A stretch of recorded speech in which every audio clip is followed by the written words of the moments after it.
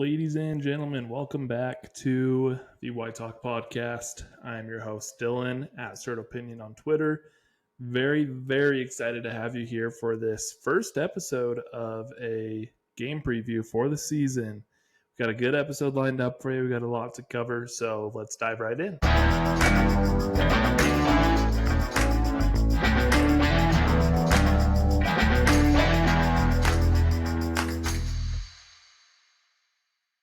Now today, we've got a few things that I wanted to go over, but we are going to try to keep it from being too long of an episode. We don't have a game review. We don't have a previous game to go over today, so won't be too long of an episode. However, I am very excited to go over. We'll talk through some Ryder Lyons news. We'll talk through another recruit that we just offered that if you know who I'm talking about, and I'm going to go over him here, you'll be excited if we can land someone like him. We're going to talk through the depth chart. We have our first official depth chart for a game this year. We're going to talk through what we're seeing there, some questions on there, and some different things regarding that. And then, of course, we're going to have our game preview, game predictions, all of that for our game coming up against Portland State. Now, starting off, if you missed it, hot topic for a lot of BYU fans last week. Everybody was watching Week 0 football on Saturday. A lot of BYU fans were, instead of watching college football, we were on ESPN watching Folsom play against Grant Union High School football. We're watching some California high school football, watching future BYU quarterback, Ryder Lyons. Now, anybody that missed it, I really encourage you to go to YouTube, find some clips from this game, whether it's the Nick in the Cut video from it, Adam Botkin, he did a video for it, AJ Green did a video for it, even just try to find highlights. This game was, for lack of better phrasing, hilarious. I mean, Grant Union all week leading up to it had been talking smack on social media, trying to start something, and before the game, even when they were doing warm-ups, running over to the Folsom side, trying to talk smack there. There are videos of coaches yelling at players. There's a coach in particular. This is my personal favorite part. There's a coach in particular who was yelling at Ryder something about like the social media stuff's not real, and then something about like Google me, see who I am, and then in the Nick in the Cut video, flash forward to later in the game, this coach is in surrender cobra mode, hands on his head, just at a loss of what to do here. Very funny because they talk all this smack beforehand, and the final score ended up being 51-13. Crazy enough, in the Adam Botkin video, there's a clip of Ryder talking about the game of how they talked all this fat smack. The way the game's going to end is it's going to be, he said 54-14 with one of the Grant touchdowns coming late in the game when all the backups are in. Well, the game ended 51-13. It was 51-7 until like literally final seconds of the game. Their 4-star tight end barely got a touchdown caught over Folsom's 4th string safety. It's very entertaining game to watch. I really encourage you to find those YouTube videos and watch it, and watch Ryder in particular. Early in the game, they're talking all this smack to Ryder. There's a play where they rip off his helmet, plays blown dead. They keep shoving him. Very similar to Zach Wilson getting shoved over and tackled during the interception return against the Coastal Carolina game in 2020. It was penalized this time, though. But it was so cool actually watching Ryder's reaction because he just laughed it off. He didn't let it get in his head too much, and he went out there, and this was the game that he had. They kind of poked the bear with him. He had over 80% completion percentage. He had 4 passing touchdowns, 1 rushing touchdown, a rushing 2-point conversion. He passed over 400 yards, and they gave him a 50-burger. So poke the bear, that's what you're going to get. Very entertaining, very satisfying to watch. I'm kind of plugging these different YouTube videos to watch. These guys are good guys to watch in general. I'm just going to throw this plug in here real fast. Nick in the Cut is doing a documentary series on Ryder Lyons. Go check it out if you have not seen it on YouTube. Really, really good inside glimpse into Ryder's life, into the Lyons family life. Super cool seeing what Ryder's like off the field. You can tell he's a very genuine dude.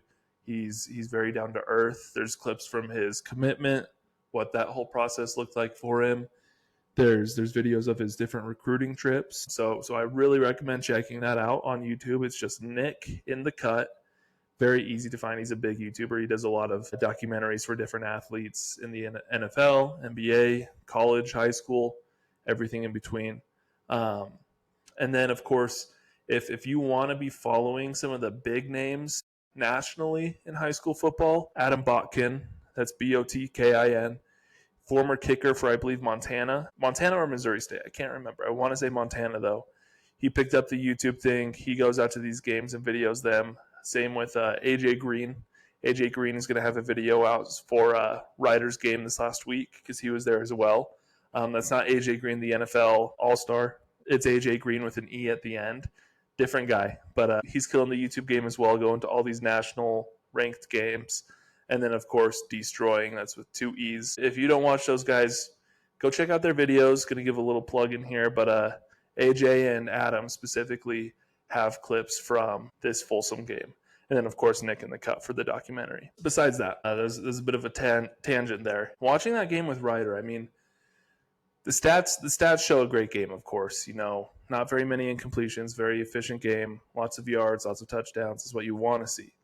But when you watch the clips, a lot of his throws are RPOs, which BYU likes. A lot of them are quick slants. A lot of them are in tight windows. And he has this zip on the ball. Adam Botkin talks a lot about it, but he has this zip on the ball when he throws it that you can tell he's an elite quarterback. He can get the ball to his guys no matter where they're at, no matter what the down and distance. I mean, there was a 4th and 19, and they bombed it to one of their receivers, and it was a perfect throw, perfect catch. So if you watch the clips from that game, you'll see what I'm seeing. You'll be just as excited as I am. Now, another thing, if you watch this game, another player is going to stand out to you, and that's the Folsom receiver, number 1, Rob Larson. Now, Folsom has number 2, JMO, number 2, Isaiah Williams, both in Ole Miss and Nevada commit. Really, really good receivers. They're both seniors, I believe, with Ryder this year. And Rob has kind of been more not necessarily in the background, but he just doesn't get as much focus. He's a junior. He has offers, but kind of quiet when it's in comparison to these seniors with all these offers. Well, after the game, BYU did offer Rob Larson. Now, why is that important? Well, of course, you've got Ryder going to BYU. That's going to help the case here. Rob Larson had, I want to say, 2 or 3 touchdowns that game. Really, really good game for Folsom. And he's one of those receivers that he would fit really well at BYU. Sure hands, fast runner, really sound with his routes. But one of those guys that I'm careful making this type of comparison, but like it feels a little bit like a Chase Roberts type receiver where if you take a shot with him, he can bring you a lot of good play. So we did offer him after that game. Hopefully Ryder can help draw him in. Another player, this is actually a funny one though.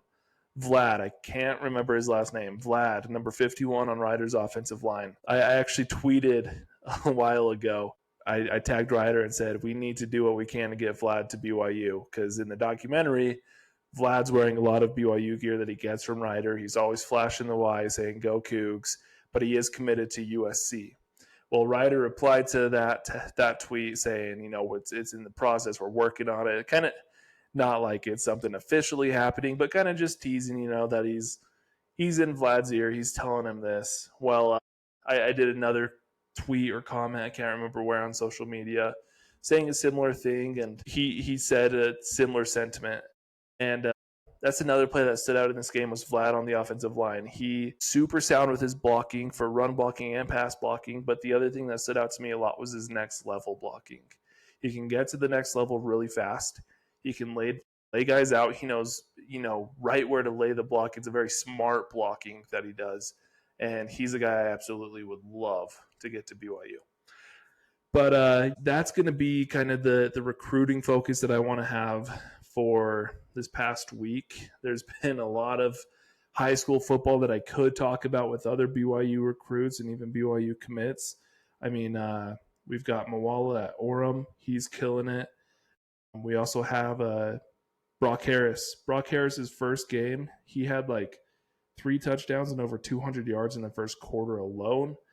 Week 2 game, it was a loss, but he had 2 touchdowns and 100-something yards there. So Brock's killing it. He's looking exactly like you would hope a tight end would look. He's one of those guys that I am really counting down the days until he can get to BYU as well. I think he's going to be really, really good. We've got a PJ Taki doing his thing, of course. We've got Legend Glasker doing his thing with Lehigh. Legend is really, really good. He's one of those guys that I'm really glad we were able to get. He's going to be one of those guys that we need in the future as well for Ryder, honestly. And then, of course, we also have a lot of different dudes who I didn't mention who are killing it. BYU recruiting in general has been killing it, but these recruits are showing that they're worth the hype, and it's a fun time to be a BYU football fan and when we're looking towards the future here.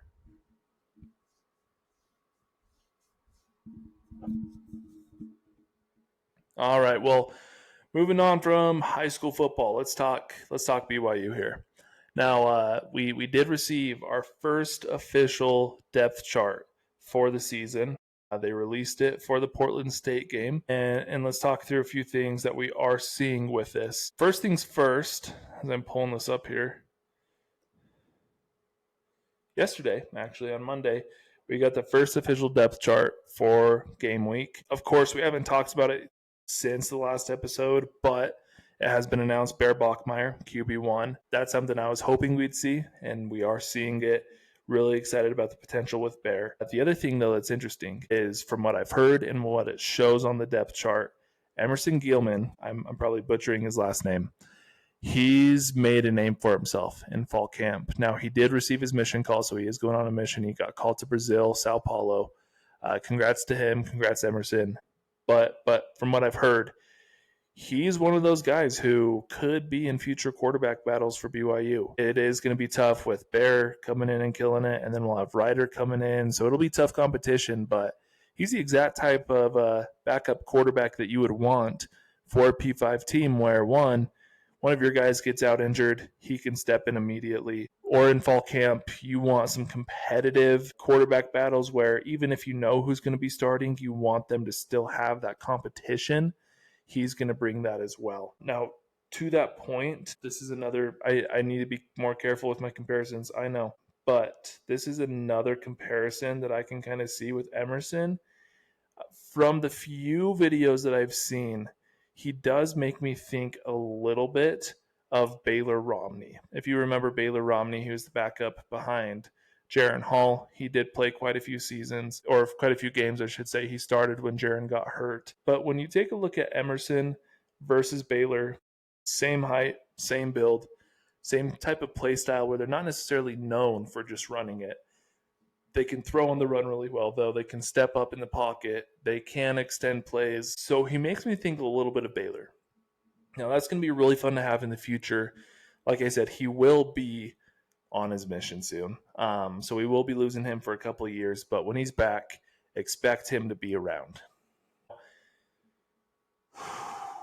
Now, a couple other things on the depth chart to point out. One, the running back room. We have LJ Martin and Siona Moa as RB1, RB2. No surprises there. The surprise for me, RB3 is Jovesa Demuni. Now, he's taken that running back 3 spot over Enoch Nawahine. Enoch is a redshirt senior, and Jovesa is a redshirt freshman. So when you take a look at those guys, one, the fact that Demuni took over that 3rd spot tells you a lot about him in his first season here at BYU, first round of camp, taking up that 3rd string spot. 2, does it bring some question marks around this running back room? Now, we are waiting still to hear back about the waiver for Hinckley Ropati, that JUCO waiver for an extra year of eligibility. If you missed it, actually, Faison, former running back for Utah State, now at USC, South Carolina, I should clarify. He just got cleared today, I believe. It was today or yesterday. He got cleared with his waiver for an extra year of eligibility. Very similar situation. Now, that does give me a little bit of hope. What makes me nervous is the time it's taking to get Hinckley's approved. So we'll see. If we get Hinckley in there, I'm feeling much better, though. Slide Hinckley in at that running back 3 spot, but it's game week for week 1. At this point, it's not looking too great for Hinckley. But taking a look at what we do have, those are 4 solid running backs. I'm not going to sit here and say we've got nothing, because we've got LJ. If he stays healthy, I expect him to be the best running back in the Big 12 this year, actually. We've got Sione. Sione, in my opinion, is our most fundamentally sound running back on this entire team. He took advantage of his opportunities he got last year. I've heard people talk about how we're overhyping him because we haven't seen him play that much. What we've seen with glimpses from him is the same thing we saw with our first glimpses of LJ. Sione is really, really good. We need him to stay healthy, though, so that he can be a good contributor, a Lupini Katoa type role here for this offense. Now, with Damuni and Nawahine, do I expect to see both of them? I do. I mean, we saw Nawahine and Pokai and LJ and Sione. We saw everybody last year. But I do expect to see them all this year as well. I do have hope for Damuni, though. I think it's more telling about him as being a good player rather than question marks around the running back room. Now, some other things that we're noticing with this depth chart that was released. At left guard, Waylon Lapuaho and Sami Makasini, they are listed as an or for that left guard starting spot.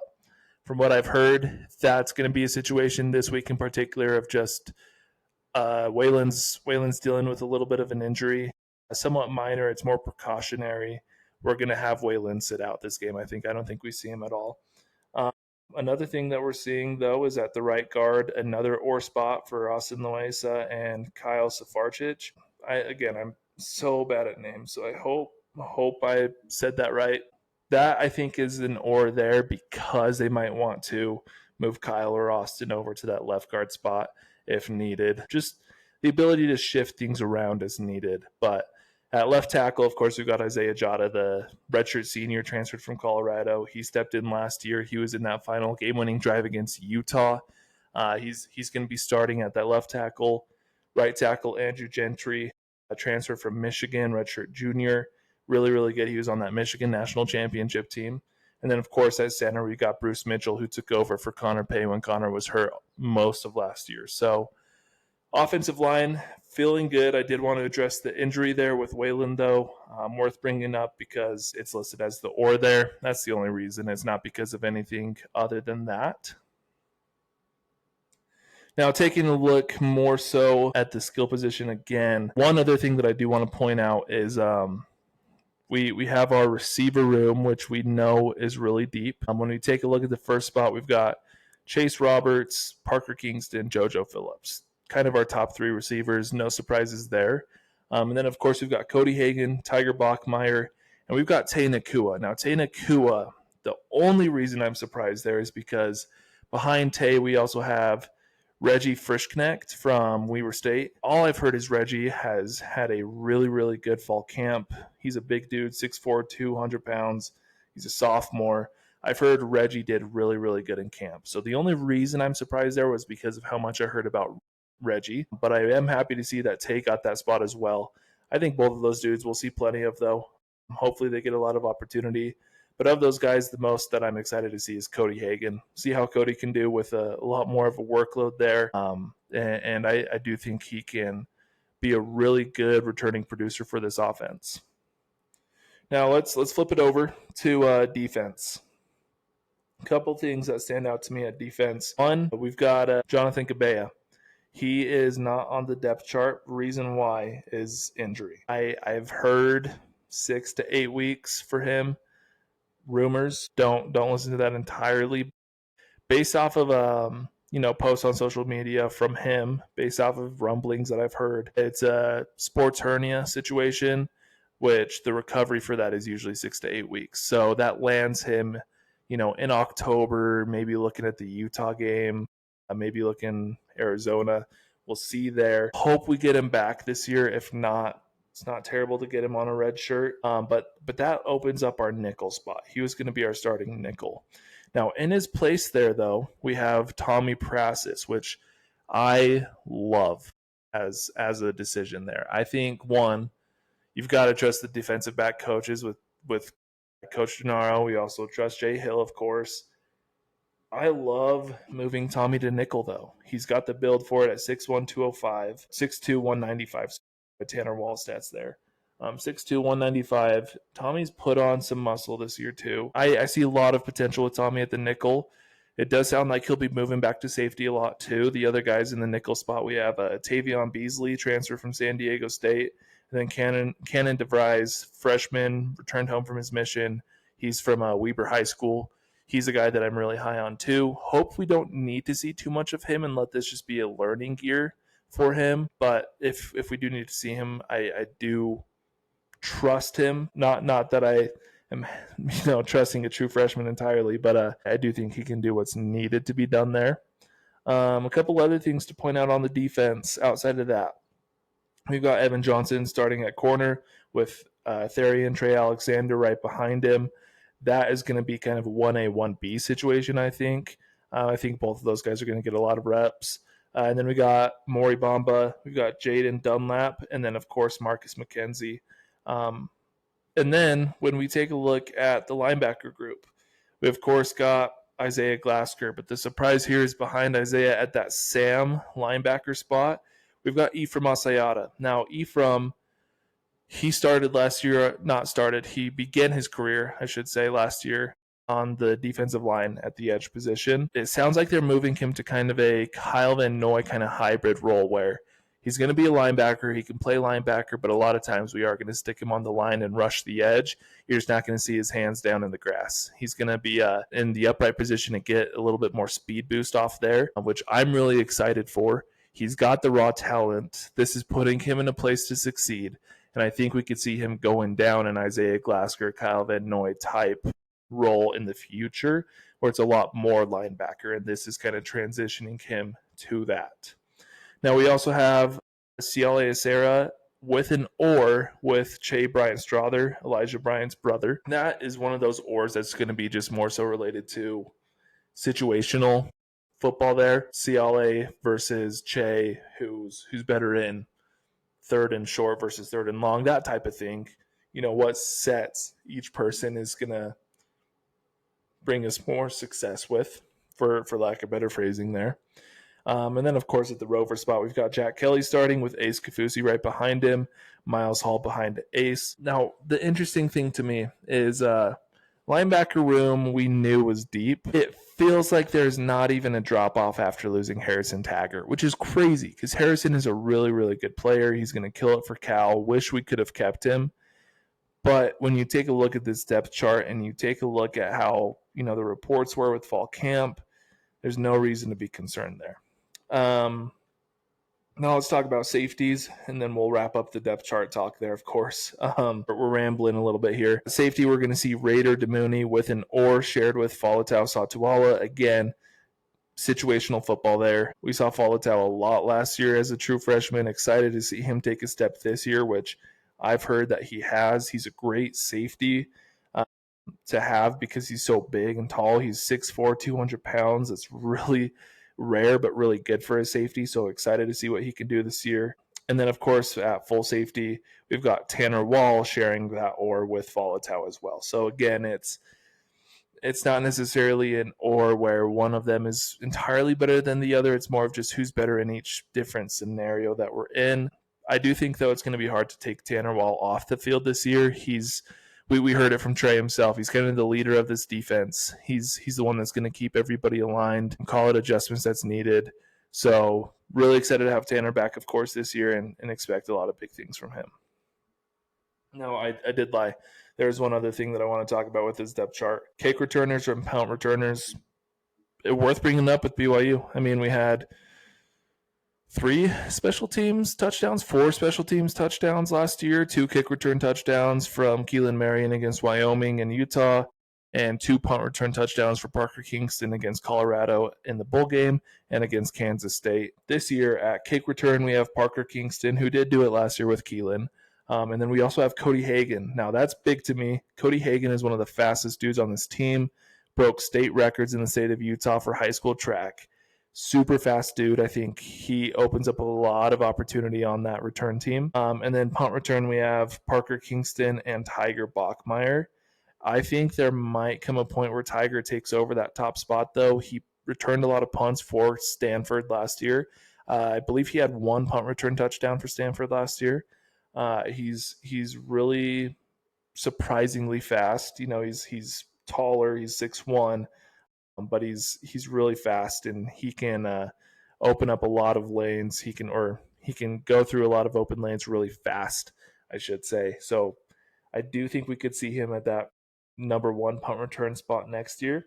The key thing, though, with punt return and kick return is as much as those guys who had those touchdowns last year are crazy talented, as much as it sucks to lose Keelan Marion, I do expect that we can see more of that this year. I think a lot of that is more contributed to Kelly Popinga setting up the defense, or not defense, setting up the return teams, for success, having it very disciplined, having it very methodical.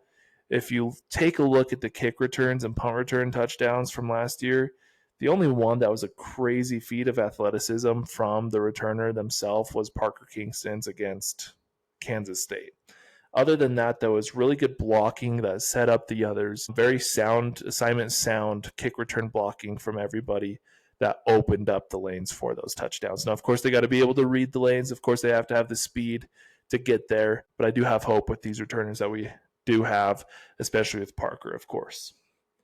Now, this is the entire depth chart for week one.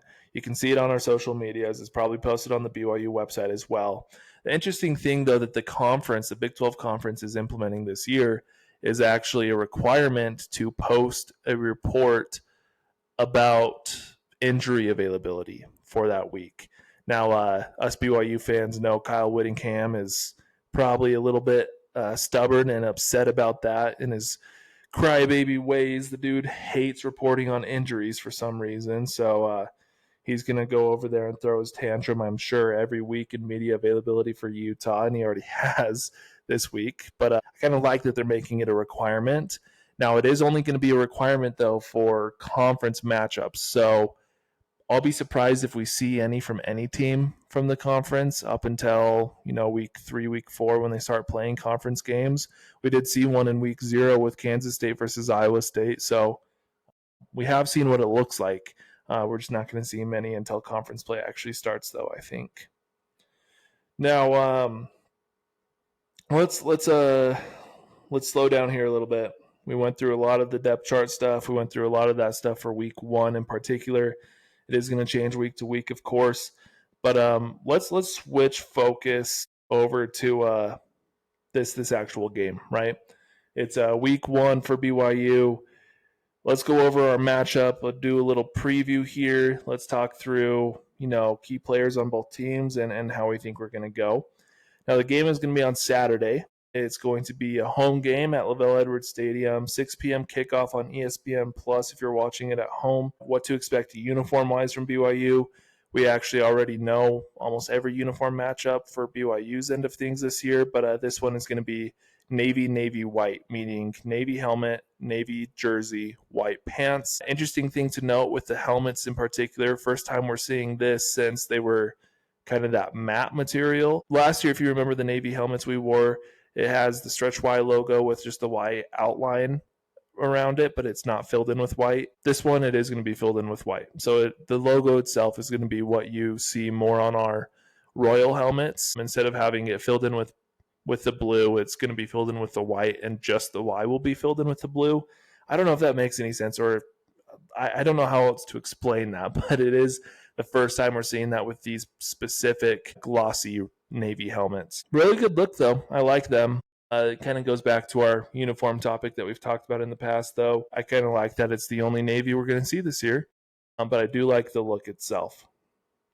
Now, talking to our opponent, we're facing off against Portland State, the Portland State Vikings out of Portland, Oregon. Last time we played them was the super, super fun year of 2017 that if you're like me as a BYU fan, you have completely tried to forget about that season. Really, really rough year for us BYU fans. But that's the last time we played Portland State. We won that game 20-6. That's how bad that year was. Of course, worst case scenario, you at least hope the game doesn't go like that. Give you a preview of a rough year ahead. No, I don't think it will. I'm not saying it will, but just a little bit of a history around this matchup there. Portland State, they did play in week 0, so they're currently with a 0-1 record. Their loss was to Tarleton State, and they lost 42-0. So they did not play a very good game week 0. Now, that's not to say that they're going to come out here and play terrible. Of course, they get a game under their belt, first game jitters out of the way. But to the same point, we also have a game of tape on them, and they don't have that on us. So a little bit of give and take there. Some key players for Portland State to keep your eyes out for. Their quarterback is sophomore Gabe Downing. Last week against Tarleton State, he went 10 for 17, 91 yards, and 2 interceptions. Not a great game from him. I'd expect him to start. Don't think they would make that change, but of course we'll see as the game goes. Running back Brandon Alvarez, he's a senior, receiver Brandon Alvarez. Pardon me. He had 72 of the 91 receiving yards, so clearly he's the favorite target. It makes me think a little bit of that Utah Tech receiver who went off against us a few years ago. Then he transferred to Texas State. I'm blanking on his name, but possibility to play really good against us, or at least get a lot of targets against us. But don't expect too much there because of quarterback play. And then another player to be aware of is their sophomore linebacker, Lonnie Burt. Had 10 total tackles against Tarleton. So he had a busy day himself. So he's another name to be aware of on their defense. Now, I do think, though, that this is a team, Portland State is a team that BYU should be able to handle and take care of business like nothing. And I'll get into my prediction here in a moment. But some keys to the game for BYU. The first one, I'm stealing this quote from Cobra Kai. If you've seen Cobra Kai or Karate Kid, the Cobra Kai dojo, their whole saying is strike hard, strike first, no mercy. That's my first key to the game for BYU. We played against Sam Houston in 2023 for our first game, and Sam Houston, we only won 14-0, and they felt like they were in the game the whole time. Now switch it to last year against Southern Illinois. Never super close in that game. We kind of controlled the whole game. We started off the game with a touchdown. I think it was Hinckley who scored that touchdown specifically. So that's the approach we need to have here. It's not that I'm afraid that we will lose this game, but I just don't want it to even be close. I want us to strike hard and strike first. Go out there, score a touchdown. Go out there, force a turnover, force a 3 and out. Really just take control of the game right off the bat. And the no mercy part, it's Kalani, so we will see that mercy. I don't want us to go out there and start, taking our foot off the gas. I want us to score as many points as we possibly can against them. I want us to get as many guys experience as we possibly can. I don't want to just run the ball and run the clock the whole time. I want to let Bear sling it, let him, get some experience against a team that we should be able to take care of pretty easily there. So that's going to be my first key to the game. Now, the second one is going to be to let LJ do his thing. We have a true freshman quarterback who's starting for the first time ever. For the first time ever, we're having a true freshman starting quarterback at the beginning of a season. Now, he's also only gone through fall camp with BYU, so I know this is kind of contradicting what I said before about slinging it and not just running the ball to run out the clock, but I want us to utilize LJ Martin. I want to just let him do his thing, and by that I mean get him the ball, whether it's a designed run, whether it's a pass. I want him to get back into his rhythm. He's had a 100% healthy offseason for the first time his whole time at BYU. I want him to get into his rhythm and get some momentum going forward so that it's not something that we're having to find later on.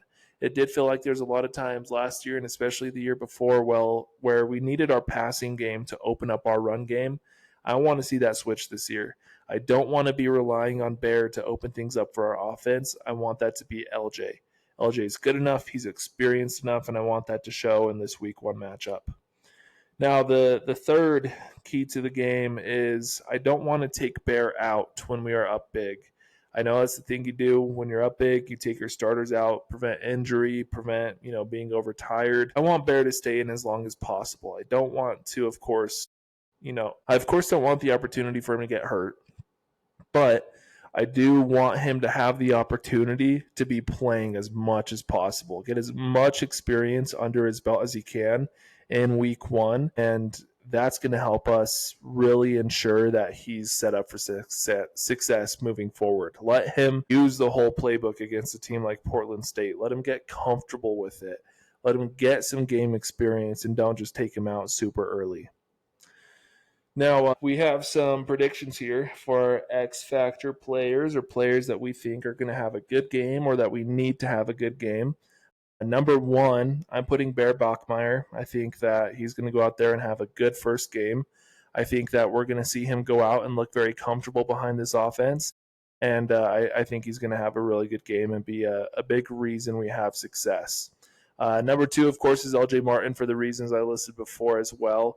With a freshman quarterback, you also want a good running back to take the weight off their shoulders a little bit, right? Now, number three, switching to the defensive side of the ball, I put Keanu Tanavasa. It's going to be his first game in a BYU uniform, and his whole thing is causing chaos. The reason I'm putting him here is last year, one thing that we could improve on is pass rush. Now, we did have a lot of sacks. We had a lot more success than normal, but it's still because that was just kind of a low bar to pass before that. So I want to see more success with our pass rush, and that starts with those defensive tackles, those nose tackles with Keanu. If he can get in there and cause some chaos and help take the stress off of some of the DNs, some of the linebackers even, this is going to be a good game for them to find their chemistry and find their rhythm as well. So I put Keanu. I expect a good game from him, hoping for a couple sacks maybe. From the defense as a whole, I would love to see, even up to 5 sacks in the game. Now let's talk some hot takes here. I have 2 listed here, and we'll try to keep track of these as the season goes and see how many are accurate. My first hot take prediction is that I think we see. I guess these can kind of be combined into one, so we'll just call this one hot take prediction. We're going to see 2 hat tricks, meaning 2 players or 2 parts of the team having 3 of something, right? So the first hat trick that I think we're going to see is Bear is going to have a hat trick of 3 or more passing touchdowns. That's only passing touchdowns. I'm not going to include running touchdowns in this. I think we're going to see 3+ passing touchdowns in Bear's first ever game for BYU. I think this is going to be the opportunity for it.